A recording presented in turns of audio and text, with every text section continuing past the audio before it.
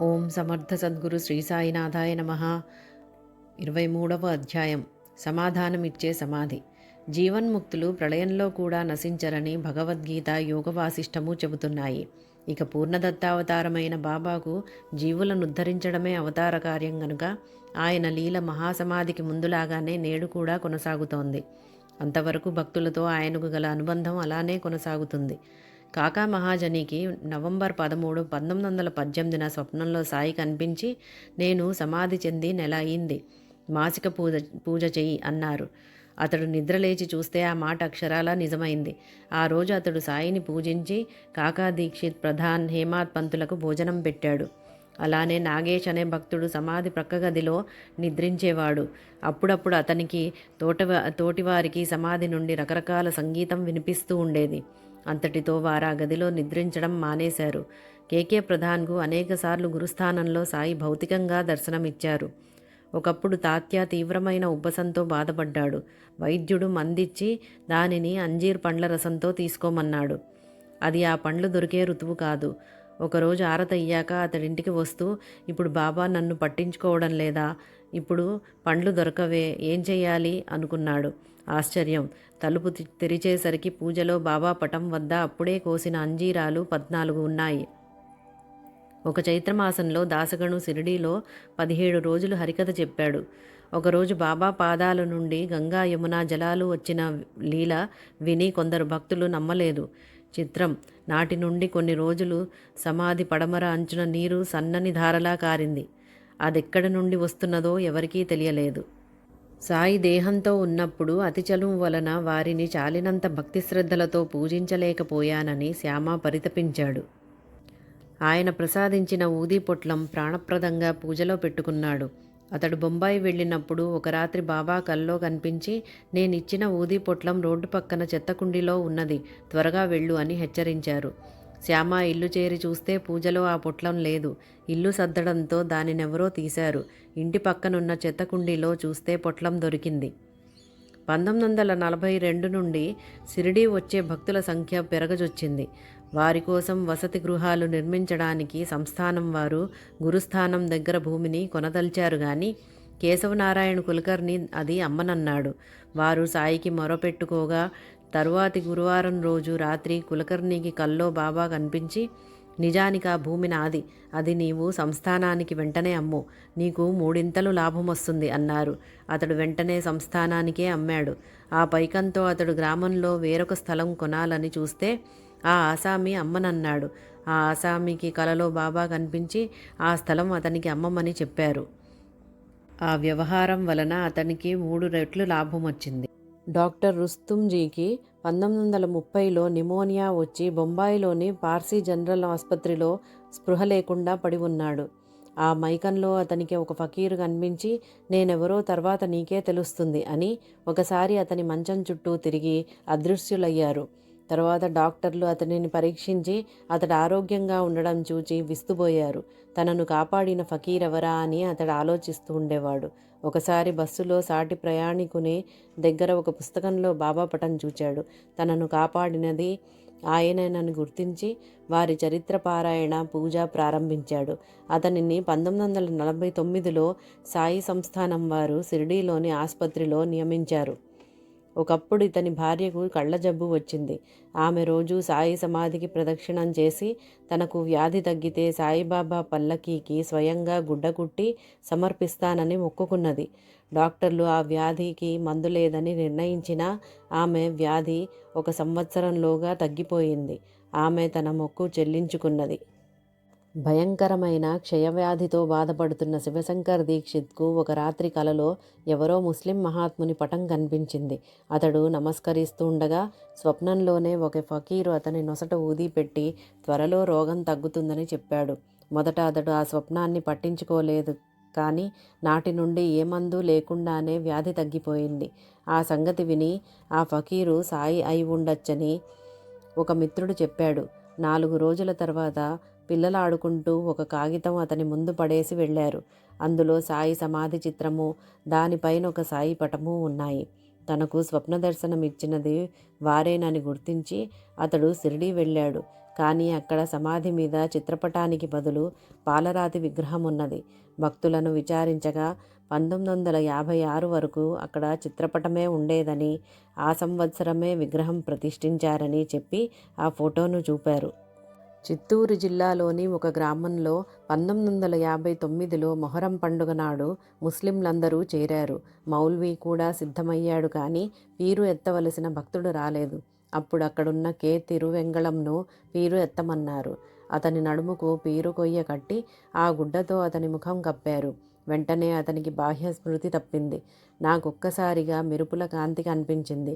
ఎక్కడా చిన్న రాయి గాని గడ్డి పోచగాని లేని బ్రహ్మాండమైన మైదానం అన్ని వైపులా కనిపించింది. చిన్న పిల్లవానిలా ఉన్న నా వైపు చేతులు చాపుతూ దూరంలో ఒక ముసలాయన కనిపించారు. ఇంతలో ఎవరో నన్ను కదిలించడంతో నాకు మెలకువ వచ్చింది. అప్పట్నుండి భక్తి గీతాలు, భగవద్గీత విన్నా, వెంకటేశ్వరుని చూచినా శరీరమంతా వణికి కన్నీరు కారుతుంది. ఒకసారి సాయి పటం కొన్నాను. ఎందుకో గాని ఆ మూర్తి నాకెంతో పరిచయంగా ఉన్నది. ఒకరోజు రేడియోలో భక్తి గీతము, నామావళి వినేసరికి నాకు బాహ్య స్మృతి తప్పి అలనాడు పీరునెత్తినప్పటి దర్శనమే అయింది. అప్పుడు నాకు దర్శనమిచ్చిన మహనీయుడు సాయిబాబా అని గుర్తించగలిగాను అని రాస్తున్నాడు ఆ ధన్యజీవి. నెల్లూరులో డాక్టర్ రాజగోపాలాచారికి 1938లో ఒకరోజు కలలో ఒక ఫకీరు కనిపించారు. ఆయన మోకాళ్ల వరకు పుండ్లున్నాయి. మరురోజు గోడకున్న పటాల మధ్యనున్న బాబా పటంపై వారి దృష్టి పడింది. అందులో బాబాకు మోకాళ్ల వరకు చెదలు పట్టి ఉన్నాయి. సాయికి వారి పటానికి భేదం లేదని డాక్టర్ గుర్తించాడు. నాటి నుండి వారింట సాయి భజన, పూజ ప్రారంభించారు. కొంతకాలానికి నెల్లూరులో చక్కని సాయి మందిరం వెలసింది. బీబీ దూబే 1957లో ప్రమాదకరమైన ఉదర రోగంతో చాలా కాలం బాధపడ్డాడు. వైద్యులు కూడా ఆశ వదలడంతో శ్రీకృష్ణుని ధ్యానిస్తున్నాడు. నాటి తెల్లవారుజామున కలలో కఫ్ని, తలకు గుడ్డ ధరించిన ఒక మహనీయుడు కనిపించారు. వెంటనే అతడు, ఆహా, ఈయనే నా గురువు అని కేక పెట్టాడు. ఆ కేకకు అతనికే మెలకువ వచ్చింది. అయినా ఆ సంగతి అతనెవ్వరికీ చెప్పలేదు. సంవత్సరాలు దొర్లిపోతున్నా ఆ మహనీయుడు మరుపు రాలేదు. ఆయన గురించి ఏమైనా తెలుస్తుందేమోనని ఎన్నో ఆధ్యాత్మిక గ్రంథాలు, పత్రికలు చదువుతూ ఉండేవాడు. అతనికి 1970లో హోషంగాబాద్ బదిలీ అయింది. అతడక్కడ ఒక షాపులో ఆ మహనీయుని పటం చూచి విచారిస్తే ఆయన షిరిడీ సాయిబాబా అని మాత్రమే చెప్పగలిగారు. తర్వాత 1972లో ఉద్యోగరీత్యా పిపారియాకు వెళ్ళినప్పుడు అతని మిత్రుడు తన ఇంట్లో సాయి పటం చూపి ఆయన లీలలు వివరించారు. తర్వాత అతడు 1973లో షిరిడీ వెళ్ళి అప్పట్నుంచి సాయిని కొలుచుకుంటున్నాడు. శ్రీమతి సుశీలమ్మ గారికి చాలా కాలం బిడ్డలు లేకుంటే సాయిని పూజించుకొమ్మని ఆమె అన్నగారు ఒక పటమిచ్చాడు. కొద్ది కాలానికి అబ్బాయి జన్మిస్తే సాయిబాబా అని పేరు పెట్టారు. ఒకసారి ఆమెకు తీవ్రంగా విరేచనాలై ఎన్ని మందులు ఇచ్చినా తగ్గలేదు. ఆమె 21వ రోజు తెల్లవారుజామున బయటకు వెళ్ళలేక మంచం పక్కనే కూర్చుంది. సాయి గదిలో ప్రవేశించి, ఆ గూట్లో తాయెత్తుంచాను, కట్టుకో, బాధ తగ్గుతుంది. 3వ రోజు దానిని పారవేయి అని చెప్పి వెళ్ళిపోయారు. ఏ గూట్లో బాబా అని కేకలేస్తే అందరూ ఆమెకు భ్రమ కలిగిందనుకున్నారు. కానీ గూట్లో చూస్తే తాయెత్తున్నది. అది కట్టగానే విరేచనాలు ఆగిపోయాయి. తరువాత ఆమె భర్త పిళ్ళేగారు కొద్ది కాలానికి రిటైర్ అవుతారనగా వారి అబ్బాయి ఎంఎస్సి పాస్ అయి తుమ్మలగుంటలో బంధువులింట ఉండి ఉద్యోగ ప్రయత్నాలు చేశాడు. కొంతకాలానికి శ్రీ వెంకటేశ్వర విశ్వవిద్యాలయంలో ఇంటర్వ్యూ వచ్చింది. సిఫార్సు లేకుంటే వెళ్ళి ప్రయోజనం లేదని తెలిసినా తల్లి ప్రోద్బలం మీద హాజరయ్యాడు. ఆగస్టు 24, 1976న సుశీలమ్మకు సాయి స్వప్నదర్శనమిచ్చి, నీ బిడ్డ కాగితాలు తుమ్మలగుంట వచ్చాయి, తెప్పించుకొని ఉద్యోగంలో చేరమను అని 2-3 సార్లు చెప్పారు. తుమ్మలగుంట బంధువులు అప్పుడు కాళహస్తిలో ఉన్నారు. వాళ్లకు పిళ్ళే ఉత్తరం రాస్తే ఆ కాగితాలు తుమ్మలగుంట చేరాయని, వెంటనే అతడు ఉద్యోగంలో చేరాలని టెలిగ్రామ్ వచ్చింది. అతడలా చేయడంతో పిళ్ళే రిటైర్ అయ్యే ముందు ఆ కుటుంబానికి ఒక ఆధారం ఏర్పడింది. మరికొంతకాలానికి సుశీలమ్మ గారికి దృష్టి మందగించింది. ఆమె బాధపడుతూ ఉంటే శ్రీసాయి స్వప్నంలో కనిపించి, కర్మానుభవం తప్పదు, ఈ జన్మలో అనుభవిస్తావో మరుజన్మలో అనుభవిస్తావో చెప్పు అన్నారు. ఆమె చెప్పే లోపలే మెలకువ వచ్చింది. తరువాత ఆమె వేరే బాధల్లో ఉన్నప్పుడు సాయి కల్లో కనిపించి శ్రీరామ రామ రామేతి రమే రామే మనోరమే అన్న శ్లోకం జపించమన్నారు. మార్చి 1978లో ఆమె కన్ను ఆపరేషన్ చేయించుకొని ఇంటికొచ్చాక రాత్రి మేడ మీద నిద్రపోతుంటే ఒక గబ్బిలం కన్ను పీకింది. మరో రోజు డాక్టర్కు చూపిస్తే కన్ను రాదని చెప్పి ఇంటికి పొమ్మన్నారు. ఆమె బ్రతిమాలితే 4 రోజులు ఆసుపత్రిలో ఉంచారు. చివరి రోజు రాత్రి కలలో సాయి ఆమెకు కట్టు విప్పి తీర్థమిచ్చారు. పై శ్లోకమే చెప్పించి ఇప్పుడు కనిపిస్తున్నదా అన్నారు. కనిపిస్తున్నది గాని ఈ కర్మ మరుజన్మలో అనుభవించాలన్నారే అని బాధపడింది. నీకు దృష్టి ఇచ్చినా ఇవ్వకున్నా గొడవేనే అని కేకలేసి గుడ్డివారికి అన్నం పెట్టి చేతనైన సహాయం చెయ్యి, దేవుడికి 10 టెంకాయలు కొట్టు, ఆ కర్మ తొలుగుతుంది అన్నారు. తెల్లవారి కట్టు విప్పేసరికి ఆమెకు కళ్ళు కనిపిస్తున్నాయి. అది బాబా లీలే అన్నారు డాక్టర్లు. అంటే ఆమెకు సంతానము, ఆరోగ్యము, జీవనోపాధి, కర్మ నివృత్తి ప్రసాదించారు సాయి. పోలీస్ ఆఫీసర్గా రిటైర్ అయిన బి ఉమామహేశ్వరరావు గారికి 1960 నుంచి గుండె జబ్బు, తరచుగా గుండె నొప్పితో 2-3 రోజులు స్పృహ లేకుండా ఉండేవారు.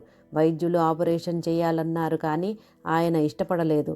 బంధువుల ప్రోద్బలంతో 1980లో షిరిడీ దర్శించి అక్కడొక చిత్రమైన అనుభూతి పొంది నాటి నుంచి సాయిని ప్రార్థిస్తున్నారు. సెప్టెంబర్ 1983లో ఆయన గుండె నొప్పితో స్పృహ కోల్పోయారు. నాడి 40కి పడిపోయింది. 3వ రోజు తెల్లవారుజామున 3 గంటలకు స్వప్నంలో ఒక ఫకీరు వారి నుదుట ఊది పెట్టి బాధ తగ్గుతుందని చెప్పారు. ఆయన వెంటనే భార్యను లేపి తన స్వప్నం చెప్పారు. ఆయన నొసట విభూతి ఉన్నది. తరువాత ఆయనకు గుండె నొప్పి రాలేదు. నవంబర్ 16, 1983 రాత్రి ఆయన సాయిని ధ్యానిస్తుండగా ఆ పటం నుండి చిత్రమైన కాంతి వారి గుండె మీద పడి శరీరంలో కరెంటు ప్రవహించినట్లయింది. వారి ఎడమ రొమ్ము చుట్టూ వలయంలా చర్మం కాలినట్లు మచ్చ ఉన్నది. అప్పట్నుంచి ఆయన ఆరోగ్యంగా ఉన్నారు. నవంబర్ 28, 1984న ఆయనకు బాబా కలలో కనిపించి, రేపు నీకు గండమున్నది, బంధువులను పిలిపించుకో, నేనున్నాను, భయం లేదు అన్నారు. ఉదయమే అందరూ సిద్ధంగా ఉన్నారు. ప్రొద్దున్నే ఆయన ధ్యానంలో కూర్చున్నప్పుడు పడిపోయారు. హాస్పిటల్కు తీసుకుపోతే ఆయన దక్కేది కష్టమన్నారు. వారి శ్రీమతి బాబాను ప్రార్థించాక ఆయన కోలుకొని అప్పట్నుండి సాయి సేవ చేస్తున్నారు. దశరథ రామయ్య కలిచేడులో ఇలా రాశారు. 1981లో ఒకనాటి రాత్రి మా ఇంటి ఎదుట రామమందిరంలో జరిగిన బాబా సత్సంగం నుండి మా అమ్మ ప్రసాదం తెచ్చి నాకిచ్చింది. నేనది తిని పడుకున్నాక బాబా కలలో కనిపించి తనకు గడ్డి సంపంగి మాల వేయమన్నారు. మరోరోజు అది సమర్పించినప్పటి నుండి ఆయన మమ్మల్ని కాపాడుతున్నారు. సుమారు 20 రోజులకు నాకు గుండె నొప్పి వచ్చింది. నా గదిలో పడుకున్నాను. కలలో ఒక ఆజానుబాహుని పాదం మాత్రం నాపై నుంచి దాటుకొని పోతున్నది. నేను దానిని తాకి దండం పెట్టుకున్నాను. నా ప్రక్క మీదనున్న 3 తమలపాకులు, 2 వక్కలు తినమన్న ఆదేశం వినిపిస్తే తిన్నాను. తెల్లవారేసరికి గుండె నొప్పి తగ్గిపోయింది. మరొక నెలకు పొట్టవాపు, ఆయాసము వచ్చాయి. ఇంట్లో అందరూ అన్నాలు కూడా మాని నా మంచం చుట్టూ కూర్చున్నారు. నాకు కునుకు పట్టగానే కలలో శ్రీసాయి దర్శనమిచ్చి ఆవాలు సైజు మాత్రం ఒకటి నోట్లో వేశారు. తెల్లవారేసరికి ఆరోగ్యంగా ఉన్నాను. మరోసారి ఇంజెక్షన్ వలన రియాక్షన్ వచ్చి నా ఒళ్ళంతా గొడ్డళ్లతో కొట్టినట్లు నొప్పి వచ్చింది. మళ్ళీ డాక్టర్ వద్దకు వెళ్ళలేక ఏడుస్తూ పడుకున్నాను. కునుకు పట్టగానే బాబా నా తల వద్ద కూర్చొని నా మాడుకు విభూది అద్దుతున్నారు. ఆ స్పర్శకు నాకు మెలకువ వచ్చింది. అప్పుడు రాత్రి 3 గంటలైంది. నాకు తలనొప్పి మచ్చుకు కూడా రాలేదు. తరువాత ఒకసారి బాబా స్వప్నంలో నాకో నామం చెప్పి దానిని జపించుకోమన్నారు. శ్రీమతి శేషారత్నం ఒంగోలులో ఇలా రాస్తున్నారు. బాబా మందిరంలో జరిగే అన్నదానాలకు వంట చేస్తూ ఉండడంతో చిన్ననాటి నా బాబా భక్తి మళ్ళీ మేల్కొన్నది. ఒక గురువారం నాడు మాస్టర్ గారి వద్ద శ్రీసాయి లీలామృతం తీసుకున్నాను. నాటి సాయంత్రం మగతగా పడుకున్నప్పుడు షిరిడీలోని మసీదు, సమాధుల దర్శనమైంది. సమాధిపై గాలిలో బాబా కూర్చొని కనిపించారు. ఆయన నా వైపు బెత్తం చూపి తమ ఎదుట బాసిపట్టు వేసుకుని తలపై చీర కొంగు కప్పుకొని కూర్చోమన్నారు. అప్పుడు ఒక యోగముద్ర చూపి అరబ్బీలో ఒక మంత్రం చెప్పి దానిని జపించమన్నారు. మెలకువ వచ్చేసరికి ఆ మంత్రం మర్చిపోయాను. ఆ విషయం మాస్టారి గారితో చెబితే ఆయన ఆ మంత్రం కాగితం మీద రాసి ఇచ్చారు. మా 6 ఏళ్ల పాప శ్రీసాయి లీలామృతం అక్షరాలు గుణించుకొని చదవటంలో తప్పులు దొర్లుతుంటే బాబా కల్లో కనిపించి సరిగ్గా చదవకుంటే తంతానని బెదిరించారు. పాప భయపడి చదవడమే మానేసింది. మాస్టారు గారితో చెబితే పాపకు ప్రసాదం ఇచ్చి ఈసారి సరిగా చదువు, బాబా కొట్టరులే అన్నారు. నాటి రాత్రి పాపకు మళ్ళీ కలలో బాబా కనిపించి భయం లేదు చదువు అని ప్రేమగా చెప్పారు. కె నవనీతం వడమాలపేటలో ఇలా రాస్తున్నది. నేను 1975లో ఎంఏ పాస్ అయి యోగ శిక్షణా శిబిరంలో శిక్షణ పొందుతుండగా ఒక సహపాఠి సులోచన చదువుతున్న శ్రీసాయి లీలామృతం విని ఆ గ్రంథం తెప్పించి పారాయణ చేస్తున్నాను. ఒకరోజు ధ్యానంలో కాంతిమయ దేహంతో బాబా దర్శనమై చెప్పలేనంత సంతోషం కలిగింది. మరొక రోజు నా మేనల్లుడు జబ్బు చేసి చనిపోయినట్లు, నేను సాయిని స్మరించి తాకగానే అతడు జీవించినట్లు కనిపించింది. అప్పుడు మా ఊళ్ళో అతనికి జబ్బు చేసి కొద్దిలో ప్రమాదం తప్పిందట. ఒకప్పుడు ధ్యానంలో నా శరీరం పైకెగిరి దూరాన పడుతుండడం వలన ఒళ్ళు నొప్పులు, జ్వరము వచ్చాయి. అప్పుడు ఊది తీసుకుని బాబా సందేశం కోసం శ్రీసాయి లీలామృతం తెరిచి చూస్తే ప్రధాన్తో అతడు తల్లికి వచ్చిన పక్షవాతం గురించి సాయి 4 రోజులలో తగ్గుతుంది అని చెప్తున్నారు. అందువలన నాకెంత బాధగా ఉన్నా మందు తీసుకోలేదు. 4వ రోజు రాత్రి 9:30 గంటలకు కూడా నొప్పులు తగ్గేలా లేవు. నేను సులోచన బాబా గురించి, మాస్టారు గారు గురించి 11:30 దాకా మాట్లాడుకుని పడుకున్నాము. నిద్రపట్టిన 5 నిమిషాలలో నన్నెవరో బలంగా అదివేసినట్లయి భయంతో బాబా అని కేక కూడా పెట్టలేకపోయాను. తెల్లవారేసరికి నొప్పులన్నీ తగ్గిపోయాయి. నాటి నుండి నా నోటి వెంట శివనామం బదులు సాయినామం దొర్లుతుండడం నాకే ఆశ్చర్యం అనిపించింది. షిరిడీలో సమాధి మీద ఉన్న విగ్రహం చెక్కడానికి బొంబాయి నుండి తాలిం అనే శిల్పి వచ్చాడు. అనేక కోణాలలో తీసిన సాయి ఫోటోలే లేవు. బాబాకు తీసిన ఫోటోలు చాలా కొద్ది, అవి కూడా వేరు వయస్సులకు చెందినవి. కనుక తాలిం ఎంత శ్రమించినా నమూనా మూర్తి తృప్తికరంగా రాలేదు. చివరి ప్రయత్నంగా అతడు సాయిని ప్రార్థించాడు. నాటి రాత్రి బాబా అతని కల్లో కనిపించి, నన్ను మళ్ళీ చూడాలంటే సాధ్యం కాదు, జాగ్రత్తగా చూడు అన్నారు. అతడు సాయి చుట్టూ నెమ్మదిగా తిరుగుతూ ఆయన రూపాన్ని అన్ని వైపుల నుండి చూచాడు. తెల్లవారగానే ప్లాస్టర్తో చక్కని నమూనా మలచి దానిని బట్టి పాలరాతి విగ్రహం చెక్కాడు. దానిని శ్రీసాయి శరణానంద 1954లో సమాధి మీద ప్రతిష్ఠించారు. అంటే అది సాయి ప్రత్యక్షంగా చేయించుకున్న మూర్తి అన్నమాట. సాయికి ఆయన విగ్రహానికి భేదం లేదు. శ్రీ దిలీప్ కుమార్ రాయ్ అను ప్రఖ్యాత సాధకుడు పూణేలో హరే కృష్ణ ఆశ్రమం స్థాపించాడు. వీరికి ఒక మిత్రుడు 1968లో ఒక సాయి విగ్రహం ఇచ్చాడు. ఆయన దానిని ఆశ్రమం బయట ఉంచారు. నాటి రాత్రి సాయి ఆయన కల్లో కనిపించి, నేను చలిలో వణికిపోతున్నాను, వెచ్చగా లోపల ఉంచు అన్నారు. ఆయన వెంటనే నిద్రలేచి మర్నాడే ఆ విగ్రహాన్ని ఒక ప్రత్యేకమైన మందిరంలో స్థాపించారు. కొందరికి సాయి అశరీరవాణి ద్వారా తమ సాన్నిధ్యం ఇచ్చి ఆపదలను తొలగిస్తున్నారు. కీర్తిశేషుల వెంకట నారాయణరాజు మైసూరు సాయి మందిరంలో పూజారి. ఆయన సుమారు 17 సంవత్సరాల పాటు రోజు ఉదయమే కొన్ని ఆలయాలు చిమ్మి ముగ్గులు వేసి పూజ చేసేవాడు. తర్వాత కోర్టు వద్ద దస్తావేజులు రాసి రోజుకు 2 రూపాయలు సంపాదించేవాడు. ఒకరోజు ఇతడు ఈ కష్టజీవితాన్ని అంతమొందించాలని విషం దగ్గరుంచుకొని ఒక ఆలయంలో ధ్యానం చేసుకుంటున్నాడు. అప్పుడు నీ వలన ఎన్నో జరగాలి, చనిపోవద్దు అన్న మాటలు వినిపించాయి.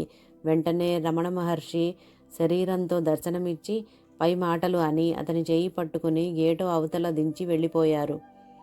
అప్పటినుండి రాజుగారు వారినే తమ గురువని తలచాడు.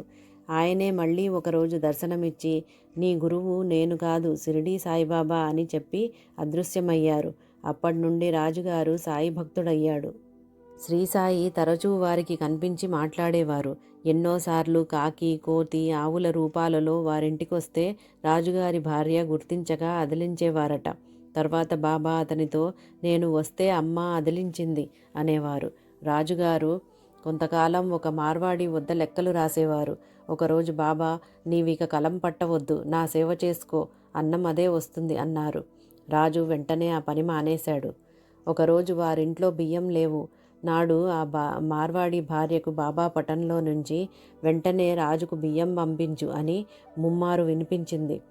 ఆమె వెంటనే బస్తా బియ్యం పంపింది కానీ రాజుగారు ఇవి తీసుకోమని సాయి నాతో చెప్పాలి కదా అన్నారు. బాబా తర్వాత అతనిని అలానే ఆజ్ఞాపించారు. మరొక రోజు అతని భార్య బెంగుళూరు వెళ్ళారు. ఇంట్లో తినడానికేమీ లేదు.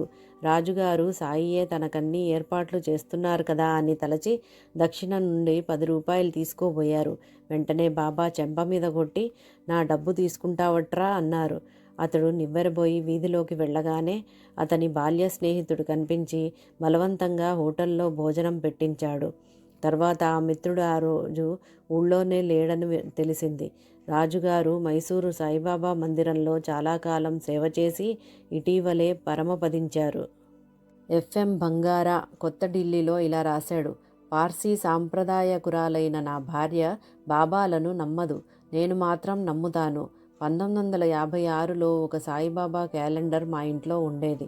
ఒకరోజు అనాలోచితంగా ఆయనకు నమస్కరించి ఆయన గురించి ఏమీ తెలియకుండానే అలా ఎలా చేశానని ఆశ్చర్యపోయాను. ఇల్లు సర్దుతుండగా నా భార్యకు ఆ గది నుండి, బిడ్డ నాకు మాల వెయ్యి, మేలు జరుగుతుంది అని వినిపించిందట. ఆమె వెంటనే ఆ క్యాలెండర్కు మాల వేసింది. అప్పటి నుండి దానిని పూజిస్తున్నాము. అప్పట్లో మేము ఆర్థిక ఇబ్బందులలో ఉన్నాము. ఆమె మా కుటుంబం శ్రేయస్సు కోసం మాకు బాబు పుట్టాలని సాయిని ప్రార్థించింది. ఏడాదిలోగా మాకు బాబు పుట్టాడు. నా జీతం కూడా పెరిగి మంచి బ్యాంక్ ఆఫీసర్గా పేరొచ్చింది. అలా మేము కోరుకున్నదల్లా జరిగేది. అవసరంలో ఆయన సందేశం కూడా అందేది. కానీ ఇవన్నీ మా భ్రాంతులేమోననుకునేవాళ్ళం. ఒకరోజు నేను ఇన్స్పెక్షన్ కోసం వెళ్తుంటే సాయంత్రానికి తిరిగి రావాలని నా భార్య పట్టుపట్టింది. కానీ బాబా దగ్గర నాకు, నీవు ఈరోజు తిరిగి రాలేవు అని వినిపించింది. దారిలో ఒక రైలు గేటు వేస్తే ఆగాము. ప్రక్క బస్సులోని పెద్ద మనిషి మా డ్రైవర్తో మాట్లాడి మా కారులో కూర్చున్నాడు. నాకు కోపం వచ్చింది కానీ అతనిని బాబా పంపారని సర్దుకున్నాను. తర్వాత ఒక ఘాటు రోడ్డు మలుపులో కారు బ్రేకులు విరిగిపోయాయి. కారు వేగంతో పల్లానికి దిగుతోంది. ఎడమవైపు పెద్ద లోయ ఉన్నది. డ్రైవర్ కారును కుడివైపు కొండకు మోటింపజూచినప్పుడల్లా ఏదో ఒకటి ఎదురొచ్చి కొద్దిలో ప్రమాదం తప్పుతోంది. బాబా మాటలు జ్ఞాపకము వచ్చి నాకు మరణం తప్పదనిపించింది. నా హస్తరేఖలు అలానే సూచిస్తున్నాయి. నేను భయంతో, సాయి, నా కుటుంబం కోసమైనా నన్ను రక్షించు అని ప్రార్థించాను. వెంటనే టైరు బద్దలై కారు ఆగింది. డ్రైవరు టైర్ మార్చి బయలుదేరాక మర్నాడే ఇల్లు చేరగలిగాను. బాబా మాటే నిజమైంది. పార్సీ మతస్థుడు మానిక్ షా బొంబాయిలో బాబాకు సమర్పించకుండా ఏమీ తినేవాడు కాదు. అయినా చాలా కాలం షిరిడీ వెళ్ళలేకపోయాడు. ఒకసారి నాగ్పూర్ వెళ్తూ మధ్యాహ్నం మన్మాడ్ స్టేషన్లో నిద్రలేవగానే ఒక అస్పష్టమైన మానవాకారం, నీవు మన్మాడ్లో దిగిపో అని చెప్పి అదృశ్యమైంది. వెంటనే అతడు దిగిపోయాడు. షిరిడీ దర్శించి వచ్చేసరికి నాటి మధ్యాహ్నం. అతడు దిగిన రైలుకు ఆ స్టేషన్ దాటగానే పెద్ద ప్రమాదమై ఎందరో మరణించారని తెలిసింది.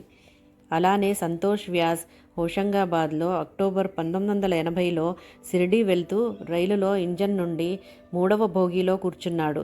దారిలో ఇటార్సీలో అతని హృదయంలో వెంటనే దిగి చివరి పెట్టెలో ఎక్కు అని వినిపించింది. రైలు కదిలినా అతడు త్వరగా దిగి చివరి పెట్టెలో ఎక్కాడు. మరి 2 నిమిషాలలో ఆ రైలు ఒక గూడ్స్ను ఢీకొని 3వ బోగీలోని వారు ఎందరో చనిపోయారు. డిఎల్ కాంతారావు గారు కొమరవోలు గ్రామంలో రెవెన్యూ ఇన్స్పెక్టర్గా పనిచేస్తున్న రోజులవి. ఆ దగ్గరలో ఎక్కడా వైద్య వసతి లేదు. ఒకరోజు వారి భార్యకు ప్రసవమయ్యాక బయటపడవలసిన మావి చాలాసేపు పడిపోలేదు. గంటలోగా అది పడిపోకుంటే తల్లి ప్రాణానికి ప్రమాదం. ఆమెకు స్పృహ తప్పింది. ఆయన పూజ గదిలోకి వెళ్ళి సాయిని ప్రార్థిస్తుండగా బయట సుబ్బమ్మ వచ్చింది అన్న మాటలు వినిపించాయి. ఆమె ఒక నర్సు. ఆమె వెంటనే లోపలికి వెళ్ళి ఆ బాలింతరాలి పొట్ట నొక్కగానే మావి పడిపోయి ప్రమాదం తప్పింది. ఆమె ప్రక్కన పడి ఉన్న బిడ్డను పొర్లించగానే కెవ్వున ఏడ్చాడు. తర్వాత తెలిసింది సుబ్బమ్మ ఆ గ్రామస్తురాలే, విజయవాడలో నర్సుగా పనిచేస్తోంది. ఆ రోజు ఎందుకో ఆకస్మిక ప్రేరణ కలిగి సెలవు కూడా పెట్టకుండా వచ్చింది. వెంటనే వెళ్ళిపోవాలనుకున్నది. కానీ ఆమె ఇల్లు చేరగానే ఈ సంగతి తెలిసి అక్కడికొచ్చింది. సాయి అనుగ్రహం ఎవరి ద్వారానైనా మనకు చేరగలదు. మహాసమాధి తర్వాత కూడా సాయి పలుకుతున్నా అది ఆయన శరీరంతో ఉన్నదానితో సమానంగా కాదనుకుంటాము. దాసగణుతో కలిసి 1924లో శ్రీరామనవమికి షిరిడీ వెళ్ళి తిరిగి వస్తున్నారు రామచంద్ర పాఠేవర్, అతని భార్య. మధ్యలో శ్రీమతి పాటే వరకు దాహమేస్తుంటే రైలు దిగి దూరాన పంపు దగ్గరకు వెళ్ళగానే రైలు కదిలింది. ఆమె తొందరగా ఒక పెట్టెలో ఎక్కబోయి కాలు జారి రైలుకు ప్లాట్ఫారంకు మధ్యలో పడిపోయింది. అందరూ కేకలు పెట్టి గొలుసు లాగారు. రైలు కొంచెం ముందుకు పోయి ఆగింది. ఆమె భద్రంగా ప్లాట్ఫారం పైకెక్కి కంగారు పడుతున్న జనంతో ఇలా చెప్పింది. కాలు జారగానే నాకేమీ తోచక బాబాను తలచాను. ఆయన నా ప్రక్కనే కనబడి తమ చేతిలో నన్ను ప్లాట్ఫామ్ కిందకు అదిమిపెట్టి నా ప్రక్కనే ఉన్నారు కనుక నాకిక భయమేయలేదు. నేను పైకొచ్చే వరకు ఆయన కనిపిస్తూనే ఉన్నారు. ఆర్ఎస్ చిట్నీస్ క్రొత్త ఢిల్లీలో 1950లో ఎవరో మహాత్ముని చిత్రపటం చూచి మంత్రముగ్ధుడయ్యాడు. ఆయన బాబా అని తెలిసాక వారి చరిత్ర చదివి 1952లో షిరిడీ వెళ్ళి సాయి సమాధిని చూడగానే అతని జీవితమే మారిపోయి అపారమైన శాంతి అనుభవమైంది. అప్పట్నుండి బాబాను పూజించుకుంటున్నాడు. 1957లో తన చెల్లెలికి జబ్బు చేసిందని తెలిసి విమానాశ్రయంలో కూర్చున్నాడు. తాను బొంబాయి చేరేలోగా తన చెల్లెలికి జబ్బు తగ్గించమని ప్రార్థిస్తున్నాడు. ఇంతలో అతని ప్రక్కనే కాళ్లకు చెప్పులు లేకుండా తెల్లని కఫ్నీ, తలకు గుడ్డ ధరించిన ఒక వృద్ధ ఫకీరున్నారు. ఆయన నిరాశగా చేతులు తల త్రిప్పి అదృశ్యమయ్యారు. ఇంకెవ్వరూ ఆయనను చూడలేదట. అతడు బొంబాయి చేరేసరికి అతని చెల్లెలు మరణించింది.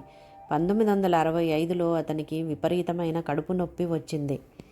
నీరు త్రాగడం కూడా కష్టమైంది. డాక్టర్లు ఆపరేషన్ చేయాలంటే అతడు భయపడి బాబాను ప్రార్థించాడు. నాటి రాత్రి కలలో భయంకరులు నలుగురు అతనిపై పడ్డారు.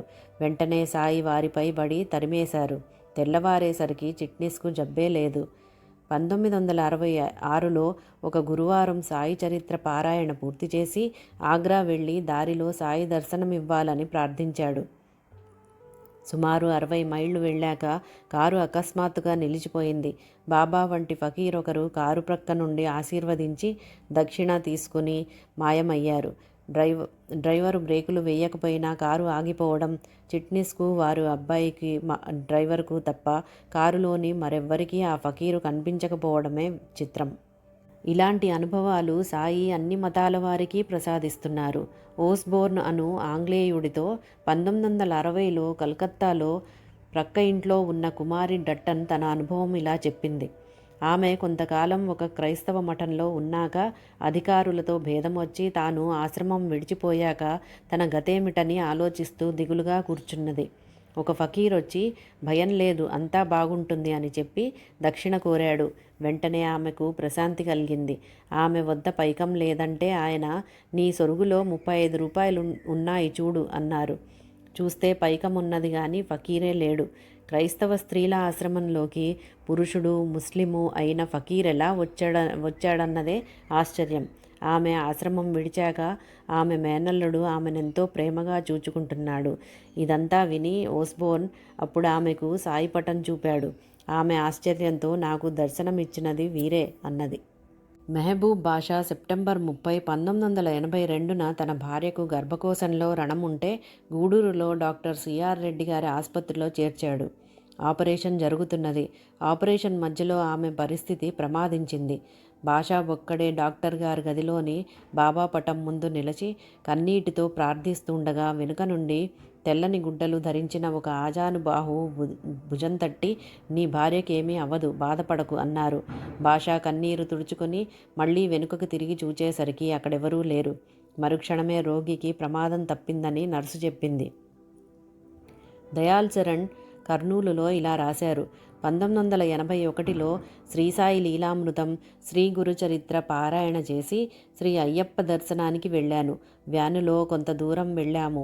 తర్వాత ఈరుముడితో కొండల మీదుగా కొంత దూరం వెళ్ళాక 49 సంవత్సరాలు వయసు గల నాకు నీరసం వచ్చి దిక్కుతోచక బాబాను ప్రార్థించాను. కొద్ది క్షణాలలో చేతిలో కర్ర, కాళ్లకు రబ్బరు చెప్పులు వేసుకున్న ఒక వృద్ధుడొచ్చి నా ఎడమ చేయి తన చంకలో పెట్టుకుని, భయం లేదు, నిదానంగా నా వెంట నడు అన్నారు. వెంటనే నా నీరసమంతా పోయింది. ఈయనెవరు, కొండపైకి చెప్పులతో వచ్చాడు అనుకున్నాను. ఆ జనం తొక్కిడిలో కొందరు కాలుజారి పడుతున్నారు, కొందరి ఈరుముడులు పడిపోయాయి. అందరూ ఎంతో శ్రమపడి నడుస్తున్నారు. అరగంటలో లైట్లతో వెలుగుతున్న ఒక చోటుకు రాగానే నా చేయి వారి చంకలో నుంచి జారిపోయింది. వారికి కృతజ్ఞత చెప్పాలని చూస్తే ఆయనెక్కడా కనిపించలేదు. అందరి కాళ్ళు పరీక్షగా చూచాను గాని చెప్పులేసుకున్న వాళ్ళెవరూ లేరు. ఆ రూపంలో సాయియే నన్ను గమ్యం చేర్చారు. ఒకరోజు షిరిడీకి 600 మంది భక్తులు వస్తున్నామని సాయి సంస్థానాధికారి పాఠక్ గారికి కబురు చేశారు. వారి ఏర్పాటుకు 1200 రూపాయలు కావాలి. కానీ నాటి నిధులు ట్రెజరీలో జమ చేశామే ఎలా అనుకుంటుంటే ఎవరో ఇద్దరొచ్చి మేము త్వరగా వెళ్ళాలి, ఈ పైకం రేపు వినియోగించండి అని బ్రతిమాలి 1200 రూపాయలు ఇచ్చి వెళ్ళిపోయారు. వాళ్ళు షిరిడీ గ్రామస్తులమని చెప్పారు. కానీ విచారిస్తే ఆ గ్రామస్తులు కారని తెలిసింది. మూడవ రోజు ఒక భక్తుడు పాఠక్తో, సాయి అబ్దుల్లా వచ్చి మీకు డబ్బిచ్చినట్లు నాకు 3 రోజుల క్రితం కలొచ్చింది అన్నాడు. బాబా తమ భక్తులనెన్నడూ పస్తుంచనన్నారు. బోరీబందర్కు చెందిన ఒక అడ్వకేట్ షిరిడీ వెళుతుంటే టిక్కెట్టు 100 రూపాయలు రైల్లో ఎవరో దొంగలించారు. ఆ సంగతి ఎంత చెప్పినా టికెట్ కలెక్టర్ వినలేదు. అంతలో ఒక వృద్ధుడు అతని చేతికి ఒక టికెట్ ఇచ్చి తన వారొకరు రానందున ఆ టికెట్ అదనంగా ఉందని చెప్పాడు. తాను సాయి భక్తుడనని పరిచయం చేసుకొని అతని షిరిడీ ఖర్చులన్నీ కూడా భరించి బాబా చరిత్ర గ్రంథం కూడా ఇచ్చాడు. బొంబాయిలో తన చిరునామా కూడా ఇచ్చి వెళ్ళిపోయాడు. అడ్వకేట్ తిరిగి వస్తూ దారిలో చరిత్ర గ్రంథం తెరవగానే దానిలో 10 రూపాయల నోట్లు 10 ఉన్నాయి. అతడిల్లు చేరేసరికి రైల్లో పోయిన పర్సు బాబా పటం దగ్గర ఉన్నది.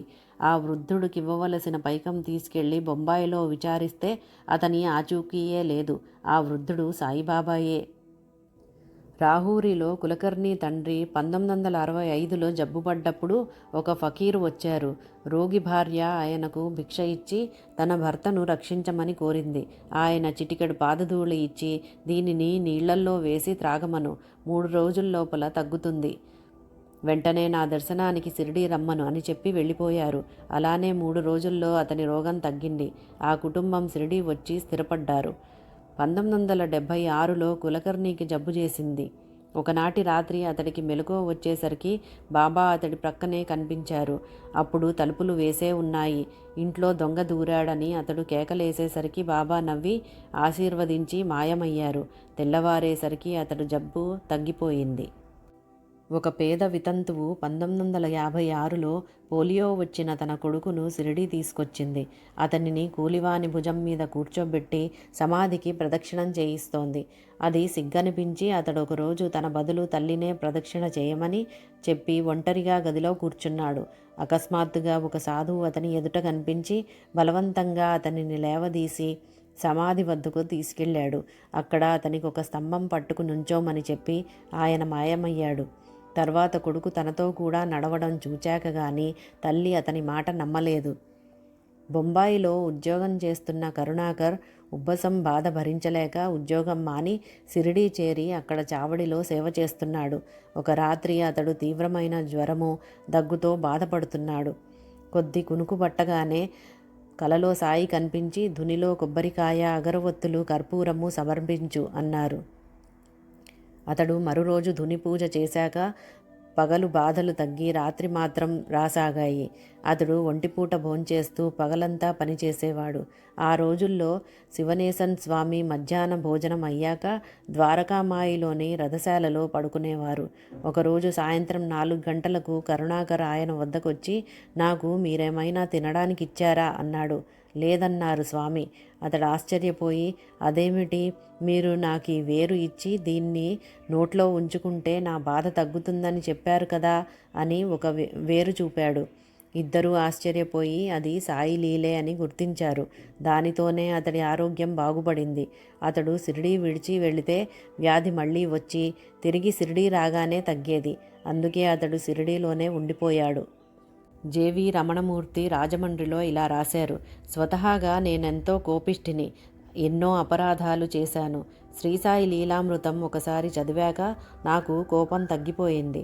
కొంతకాలానికి నేను శుష్కిస్తుంటే డాక్టర్లు పరీక్ష చేసి క్యాన్సర్ అన్నారు. నేను చికిత్సకు మద్రాసు వెళ్ళాలని 3000 రూపాయలు సిద్ధం చేసుకుని జూన్ 25 సాయంత్రం శ్రీసాయి లీలామృతం పారాయణ చేస్తుండగా ఒక వృద్ధ బ్రాహ్మణుడు విఠల్ నామం ముద్రించిన శాలువ కప్పుకొని వచ్చాడు. మొదట కొద్దిసేపు నా వద్దనున్న గ్రంథాలు తిరగేసి, బాగుంది, నాకు 20 రూపాయలు కావాలి అన్నారు. నా దగ్గర డబ్బు లేదంటే, మద్రాసు వెళ్తున్నావుగా, వెళ్ళు, నీకేమీ ఉండదు అని వెళ్ళిపోయారు. ఇంతలో నా భార్య వచ్చి ఆ రూపంలో బాబాయే వచ్చారనగానే నాకు దుఃఖం ఆగలేదు. మరురోజు గురువారం భరద్వాజ్ గారిని అడిగితే బాబాకు అగరొత్తి పెట్టి క్షమాపణ చెప్పుకోమన్నారు. అలానే చేశాను. నాటి సాయంత్రం సత్సంగం నుండి ఇంటికి వెళ్లేలోగానే ఆ స్వామి వచ్చి 20 రూపాయలు తీసుకెళ్లారట. తర్వాత నన్ను మద్రాసులో పరీక్ష చేసి నా వ్యాధి క్యాన్సర్ కాదని తేల్చారు. బాబూవలి ఇలా రాశాడు: బిఏ చదివిన నేను నాస్తికుడిగా దేశదిమ్మరిగా తిరిగేవాణ్ణి.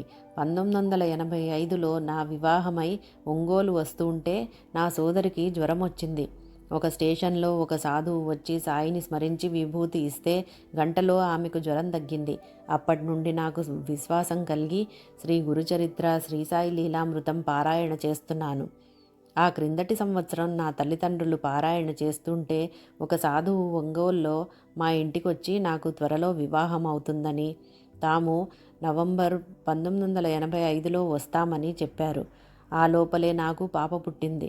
తర్వాత ఆ సాధువు మా ఎదురింటికి వచ్చి మా ఇంట్లో గులాబీ ఉన్నదని, అందువలన ఆ పురిటింటికి వెళ్ళనని చెప్పారట. పాప పుట్టిన 40వ రోజున భరద్వాజ మాస్టర్ గారి దగ్గరికి తీసుకువెళ్ళి వారికి నచ్చిన పేరు పెట్టమంటే ఆయన పాపకు గులాబీ అని పేరు పెట్టారు.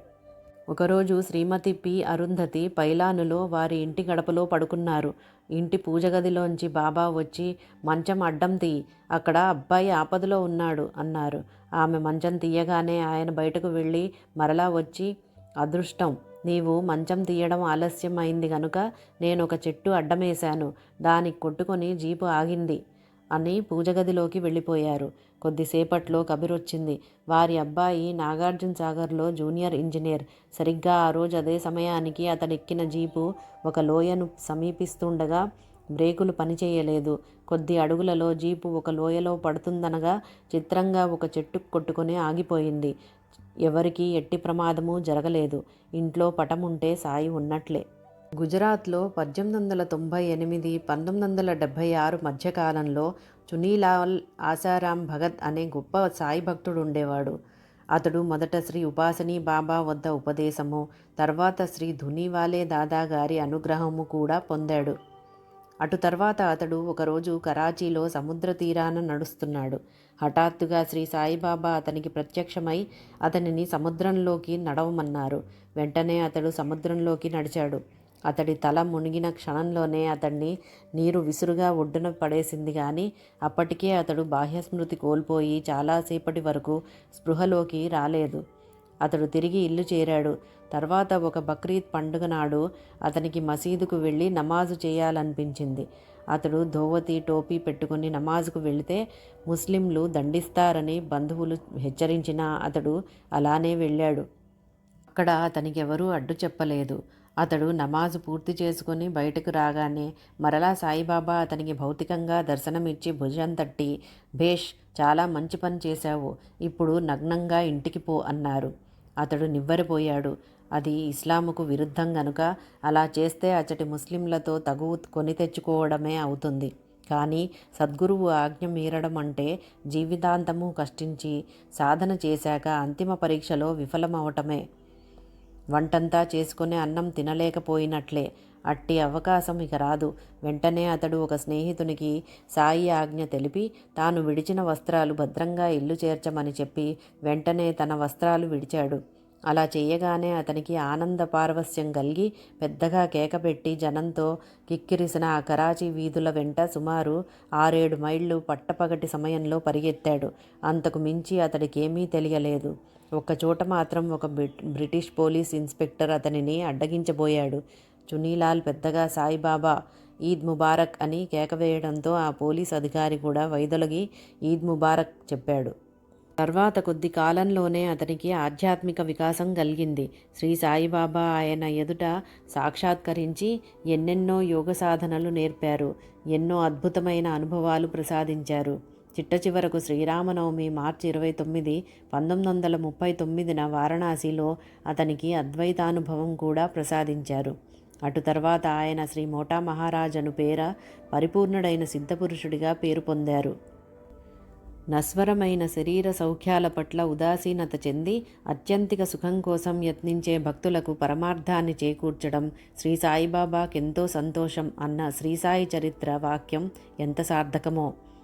ఓం సమర్థ సద్గురు శ్రీ సాయినాథాయ నమః. 23వ అధ్యాయం సంపూర్ణం.